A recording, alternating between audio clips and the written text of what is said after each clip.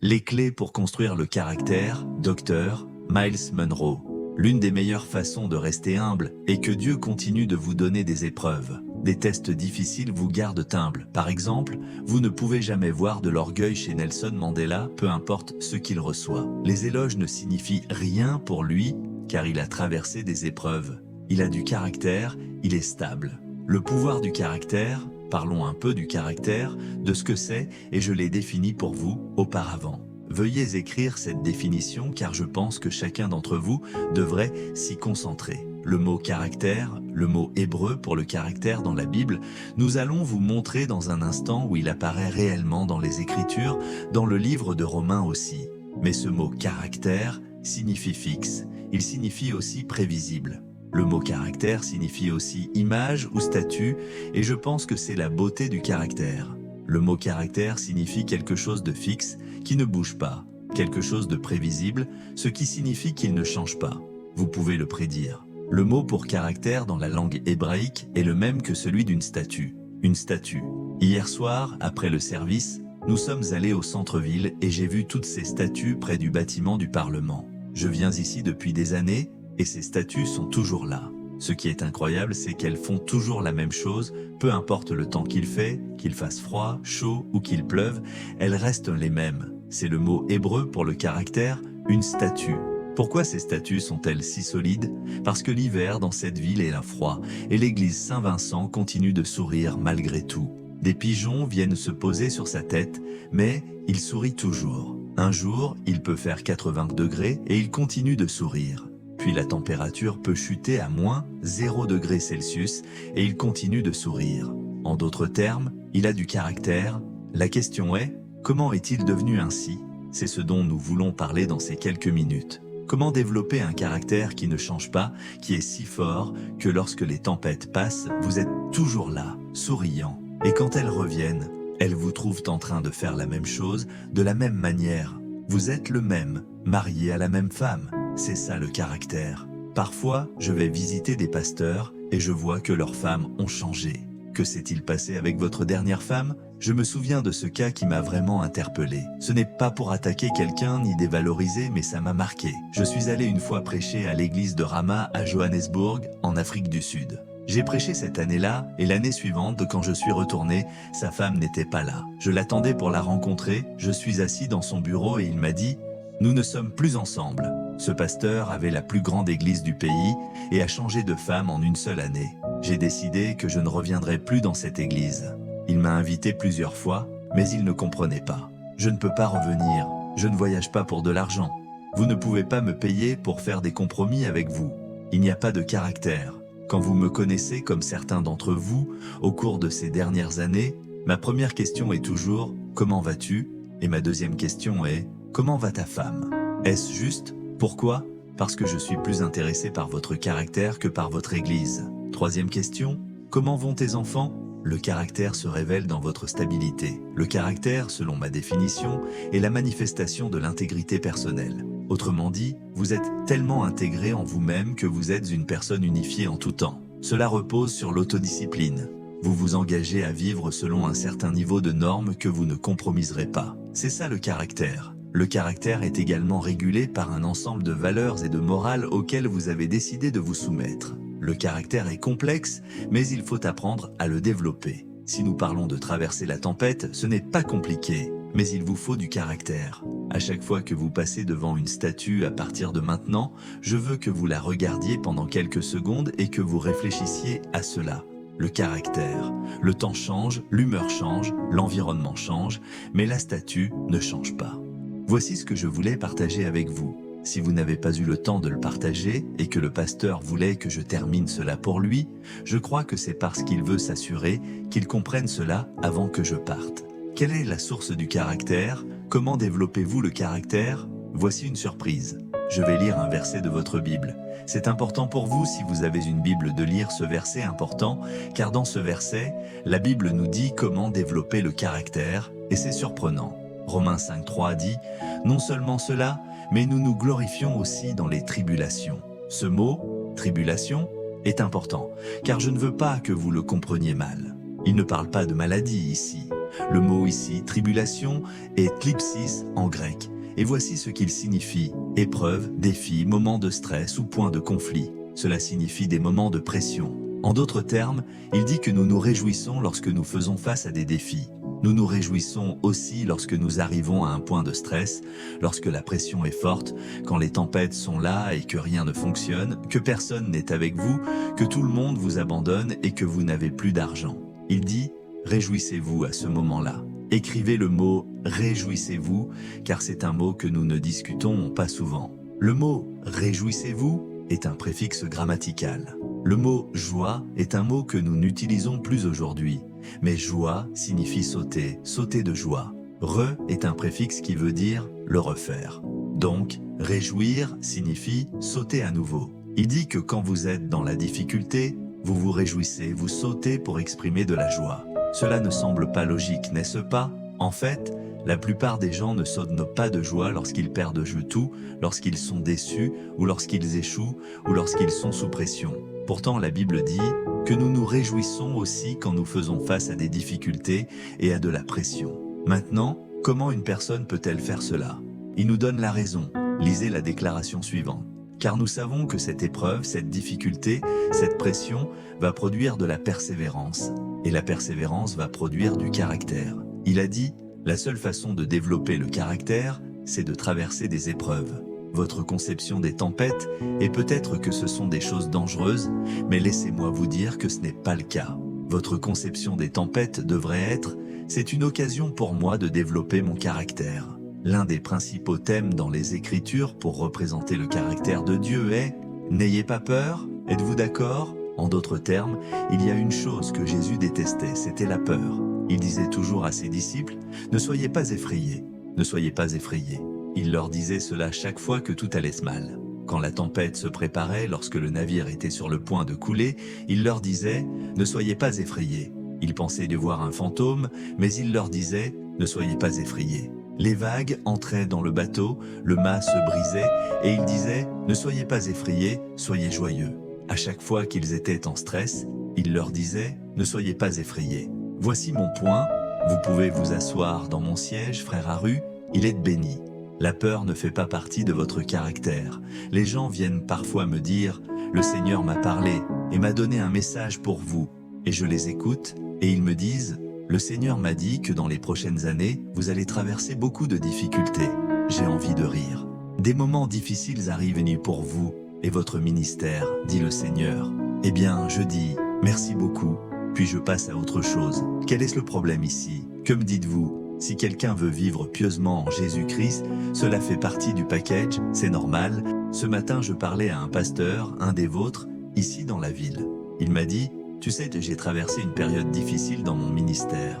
Je l'écoutais et il m'a dit, tu sais, ils ont cambriolé notre nouveau bâtiment et ont tout volé. Je lui ai répondu, vraiment? Et après, que faites-vous? Il m'a dit, ben que vais-je faire? Je lui ai répondu, c'est normal, tout le monde doit passer par là. Je lui ai raconté mon histoire. Je lui ai dit, quand nous avons commencé, on nous a aussi volé tout ce que nous avions. Maintenant, nous avons l'un des plus grands bâtiments de notre pays, des millions de dollars de valeur. C'était un test pour le caractère, pas pour voler notre équipement, mais pour tester votre persévérance dans votre vision. Si un voleur peut voler votre vision, il ne cherchait pas les objets, il voulait détruire votre vision. S'il vous vole un haut-parleur, c'est que vous n'aviez pas de vision au départ. Mon point, c'est que le caractère se forge dans le four de l'affliction. Ne soyez jamais effrayés à l'idée de traverser des moments difficiles. Paul dit que nous savons que cette épreuve, cette pression, ce point de conflit va produire de la persévérance. Et la persévérance va produire du caractère. Vous n'apprenez pas le caractère du Saint-Esprit, vous l'apprenez par les épreuves que vous traversez. La pression, ce que j'aime à propos de cette dernière partie, c'est qu'il dit « et le caractère produit de l'espérance ». Cela est important. Vous voyez, la raison pour laquelle nous perdons de l'espoir en beaucoup de dirigeants, c'est qu'ils craquent sous la pression. Ce dont nous avons besoin, c'est d'espoir. Nous avons besoin de quelqu'un qui se lève au milieu de la tempête et dise « Restez avec moi, nous allons traverser ça ». Pourquoi? Parce que je suis stable, je ne vais nulle part. Tout autour de moi tombe, sauf moi, car je sais que ce qui est autour de moi s'éloigne et se dissipe, mais moi je reste stable. Le mot « caractère » est le même que le mot « statut » dans la Bible, comme les statues autour de nous. Par exemple, il y a une femme dans mon pays, la voici, elle est assise dans une chaise en face du bâtiment du Parlement. Elle est là en ce moment dans les Bahamas à des milliers de kilomètres. Je sais exactement ce qu'elle fait. Elle porte une robe magnifique, un long manteau, elle tient un livre et elle a un sceptre dans la main. Elle sourit. Son nom est la reine Victoria d'Angleterre. Elle est assise dans mon pays juste devant le Parlement. Je sais qu'elle est là, je sais ce qu'elle fait. Elle sourit avec son livre et son sceptre. Je vais vous parler d'une autre statue, celle que vous pouvez voir devant le Parlement ici, à Londres. Il y a un homme avec un long manteau, un cigare, un chapeau et une canne. Il sourit aussi. Son nom est Saint Vincent Churchill. Maintenant, comment puis-je prédire cela aussi précisément? Je sais aussi que si vous leur criez dessus, ils continueront de sourire. Je peux prédire cela. Rappelez-vous, le caractère signifie prédictible. Je sais ce qu'ils diraient si vous les insultez. Ils souriront toujours. C'est ça le caractère. Regardez cette statue. Elle ne répondra pas. Vous pouvez la critiquer, parler d'elle, mais elle ne réagira pas. Elle reste la même, c'est la même chose pour le caractère. Le caractère est prévisible. Vous pouvez prédire qu'une personne avec du caractère ne changera pas, peu importe les circonstances. Mais comment ont-ils développé ce caractère? Voici comment ils l'ont fait. Ils ont pris une grosse pierre et avec un marteau et un ciseau, ils ont frappé cette pierre. Ils l'ont frappée encore et encore avec toute leur force jusqu'à ce que des étincelles volent partout. Plus ils frappaient à cette pierre, plus la pression et la difficulté étaient intenses et plus l'image se formait. Finalement, après des mois ou des années, l'image de la reine Victoria est apparue. Ce n'était pas une pierre brute, c'était une statue. De la même manière, les statues finissent par se faire admirer par des millions de personnes. Des milliers de touristes viennent prendre des photos avec elle. Mais ils ne savent pas le prix qu'elle a payé pour devenir cette statue. C'est la même chose pour le caractère. Le caractère se forge à travers la pression et l'épreuve. Paul dit que les épreuves, les tests et la pression, nous savons qu'ils produisent du caractère. Je ne suis pas impressionné par ce que vous faites. Je suis plus impressionné par ce que vous avez traversé pour arriver à ce point. Ce que vous avez traversé vous donne du crédit. Dieu ne fait pas confiance à quelqu'un avant de l'avoir testé. Lisez votre Bible. Le caractère se développe par des tests. Les tests ne viennent pas pour vous détruire, mais pour éliminer toutes les impuretés. Dieu ne vous purifie pas en vous bénissant. Nous continuons de demander des bénédictions, mais Dieu dit, ce n'est pas ce que vous avez besoin en ce moment. Vous avez besoin de caractère. Alors, il fait en sorte que votre assistant pasteur se retourne contre vous. Ce n'est pas votre pasteur le problème, c'est Dieu qui observe ce que vous allez faire maintenant. Comment allez-vous réagir à cela? Allez-vous réagir comme la statue? C'est-à-dire rester stable et tranquille, dire que tout va bien, que le ministère est toujours en marche et que Dieu est fidèle, c'est ça le caractère. Vous savez pourquoi Dieu ne commence pas votre église avec une grande foule? Parce que vous n'avez pas encore de caractère. Il vous fait travailler pendant 2 ans avec seulement 20 personnes pour voir si vous êtes fidèle à votre vision. Dieu teste votre caractère, pas les autres personnes. Est-ce que votre appel est lié à la foule ou à la conviction personnelle? Le leadership, c'est ça. C'est incroyable. Ne faites jamais confiance à quelqu'un qui n'a pas d'histoire. N'ayez jamais confiance en un homme sans histoire. Si vous rencontrez quelqu'un et qu'il vous dit « Faites-moi confiance », ne le croyez pas. La confiance ne se demande pas, elle se mérite. Un homme gagne la confiance par les cicatrices sur son dos, pas par les médailles sur sa poitrine. Aujourd'hui, on peut acheter des médailles dans les magasins de souvenirs. Mais les vrais leaders portent leurs médailles sur leur dos, non sur leur poitrine, car ils ont traversé des épreuves. Voici quelque chose à méditer. Le caractère est la source de la confiance. Quand les gens vous voient traverser des épreuves pendant longtemps, ils commencent à vous faire confiance. Vous devez gagner cette confiance. Ma femme m'a offert une Rolex pour mon anniversaire il y a quelques années. Quand j'ai ouvert la boîte, il y avait un petit livret à l'intérieur, presque aussi gros qu'une Bible. Je me suis dit, mais j'ai juste besoin de savoir l'heure. Ils m'ont expliqué que ce n'était pas juste une montre, c'était de l'histoire. Ils m'ont expliqué que ce n'était pas une montre ordinaire, mais un symbole de confiance. Quand vous achetez une Rolex, vous n'achetez pas seulement une montre pour lire l'heure, vous achetez la confiance. Vous payez pour cela. Cette montre a été testée à travers le temps, dans des conditions extrêmes, et elle est garantie à vie. Vous n'aurez jamais à en acheter une autre. Pourquoi?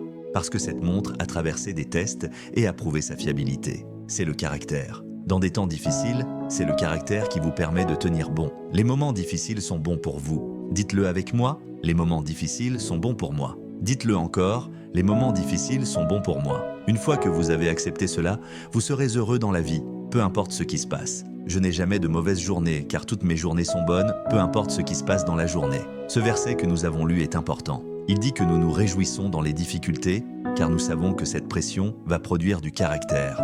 Une fois que cette épreuve est terminée, vous serez stable, vous serez comme une statue. Elle va enlever toute la pierre qui cache votre véritable image.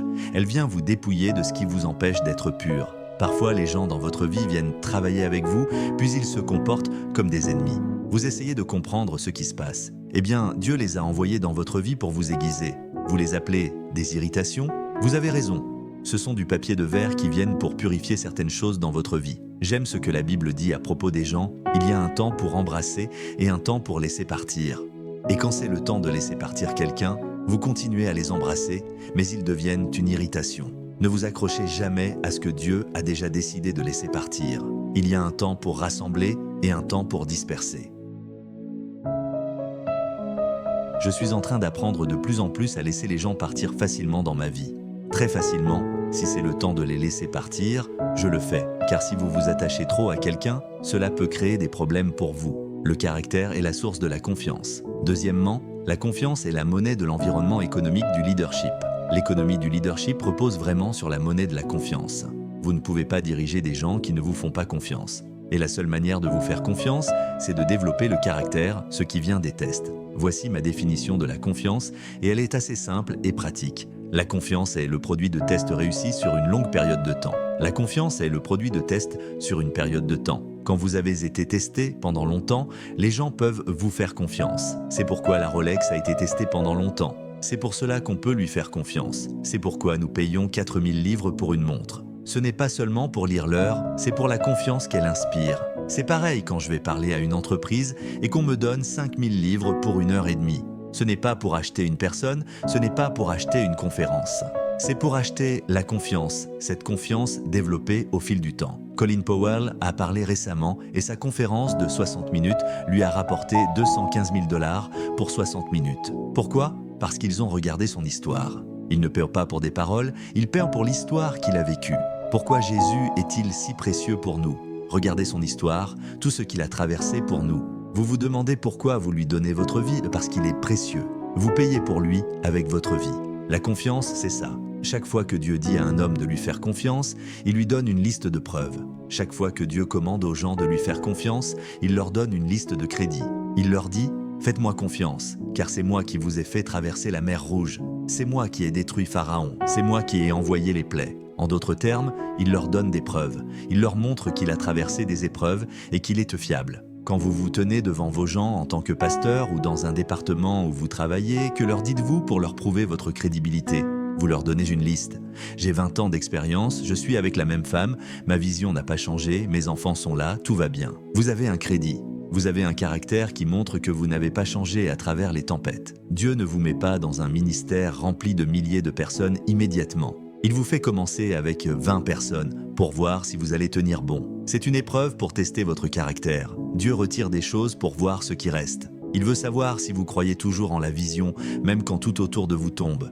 Je me souviens que le pasteur Haroun m'a appelé un jour et m'a dit « Pasteur Miles, j'ai un problème. Nous devons quitter notre bâtiment et nous n'avons pas de nouveau bâtiment où aller. » Il pensait que j'allais paniquer. Je lui ai répondu « Tu vas t'en sortir. Regarde autour de toi, fais confiance à Dieu. » Il voulait que je panique, mais je lui ai dit « Ce n'est pas ton ministère, c'est celui de Dieu. Rappelle-toi ça, c'est l'œuvre de Dieu. » Quand vous êtes dans des moments difficiles, cela ne concerne pas les choses que vous perdez, c'est ce que vous montrez au monde. Vous montrez du caractère. Les bâtiments vont et viennent, mais votre caractère doit rester le même. Le leadership est testé dans le four de l'affliction et il produit une statue stable. La même personne, le même leadership. Peu importe combien vous devenez célèbre, vous devez rester la même personne. C'est un test pour voir si vous allez rester fidèle à ce que vous avez commencé. Les dirigeants sans caractère ne restent pas constants. Vous ne pouvez pas faire confiance à quelqu'un qui change en fonction de la situation. Le leadership est une question de stabilité, de constance. Certains hommes changent lorsqu'ils deviennent célèbres. Ils se comportent différemment. Ils deviennent distants. Ils ne parlent plus aux gens. Ils se cachent derrière des gardes du corps. Mais ceux qui ont du caractère restent les mêmes. Vous devez être une personne stable, peu importe ce qui se passe autour de vous. C'est ça, le leadership. On vous regarde pour voir si vous pouvez supporter la pression. Un vrai leader reste le même dans toutes les situations. Dans cet enseignement, docteur, Miles Monroe nous rappelle l'importance du caractère dans la vie chrétienne et dans le leadership. Le caractère n'est pas quelque chose de superficiel, mais un fondement profond qui se développe à travers les épreuves et les défis de la vie. Il nous apprend que la véritable force de caractère se forge dans les moments de pression et d'adversité, lorsque nous sommes confrontés à des tempêtes et que rien ne semble aller. Ces épreuves ne sont pas là pour nous détruire, mais pour purifier notre âme et nous rendre plus stables, prévisibles et dignes de confiance. Le caractère est ce qui permet de rester fidèle à sa vision, à ses engagements, peu importe les circonstances extérieures. Il ne se construit pas en un jour, mais à travers un processus de tests, de défis et de persévérance. C'est ce caractère qui inspire confiance aux autres et qui fait de nous de véritables leaders, capables de guider avec intégrité, indépendamment des vents contraires. En fin de compte, le message de Dr Munro est un appel à embrasser les difficultés de la vie comme des opportunités pour développer notre caractère et à rester fidèles à nous-mêmes, quels que soient les obstacles. C'est ce type de caractère qui mène à une vie de stabilité, d'espoir et de véritable leadership, capable de traverser les tempêtes sans jamais vaciller. Avant de conclure, nous aimerions vous donner l'opportunité de faire de Jésus le Seigneur de votre vie. Si vous ressentez dans votre cœur le désir de lui remettre votre vie, nous vous invitons à prier avec nous. Dites cette prière: Seigneur Jésus,